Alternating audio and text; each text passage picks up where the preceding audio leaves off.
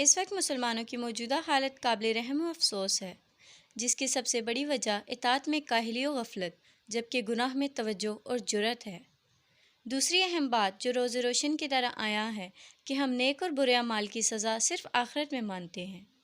ہمیں ہرگز یہ پتہ نہیں کہ دنیا میں بھی نیک اور برے اعمال کی سزا و جزا کا کچھ نتیجہ مرتب ہوتا ہے۔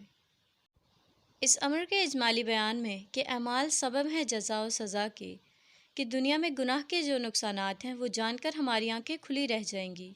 اگر تاریخ کا مطالعہ کیا جائے تو بات واضح ہو جائے گی کہ کیا وہ چیز تھی جس نے ابلیس کو آسمان سے نکال کر زمین پر پھینکا، اور وہ کون سی چیز تھی جس نے تمام مخلوق کو طوفان نوح میں غرق کر دیا۔ وہ کیا چیز تھی جس نے قارون کو زمین میں دھنسا دیا۔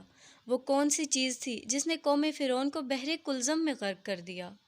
وہ کون سی چیز تھی جس نے بنی اسرائیل کو طرح طرح کی مصیبتوں میں مبتلا کیا۔ کبھی قتل ہوئے، کبھی قید، کبھی ان کے گھر اجاڑے گئے، کبھی ظالم بادشاہ کی شکل میں گرفتار ہوئے، کبھی جلاوطن کیے گئے۔ ان تمام چیزوں کی وجہ جو ثابت ہوئی وہ نافرمانی نہیں تھی تو اور کیا تھی؟ نبی کریم صلی اللہ علیہ وسلم نے فرمایا، بے شک آدمی رزق سے محروم ہو جاتا ہے گناہ کے سبب، جس کو وہ اختیار کر لیتا ہے۔ مالک بن دینار رحمۃ اللہ علیہ فرماتے ہیں، میں نے کتاب حکمت میں پڑھا کہ اللہ تعالیٰ فرماتا ہے، میں اللہ ہوں، بادشاہوں کا بادشاہ ہوں، تمام بادشاہوں کے دل میرے ہاتھوں میں ہیں۔ پس جو کوئی میری اطاعت کرتا ہے میں ان بادشاہ کو اس پر مہربان کر دیتا ہوں، اور جو کوئی میری نافرمانی کرتا ہے میں اس بادشاہ کو اس پر ظالم کر دیتا ہوں۔ پس تم بادشاہوں کو برا کہنے میں مت پڑو، میری طرف توجہ کر دو، میں بادشاہ کو تم پر نرم کر دوں گا۔ ہمیں پتہ نہیں کہ گناہ کرنے سے ہم نے کتنا کچھ کھویا، اس کا ازالہ مشکل ہے۔ دنیاوی نقصانات میں بہت سے معاصی علم سے محروم رہ جاتا ہے، رزق کی تنگی آ جائے گی، گناہ گار کو اللہ سے ایک وحشت سی رہتی ہے، گناہ سے نیک لوگوں کے پاس بیٹھ کر دل نہیں لگتا، اور جو ہی ان سے دوری اختیار کی جائے گی برکات سے محروم رہ جائیں گے۔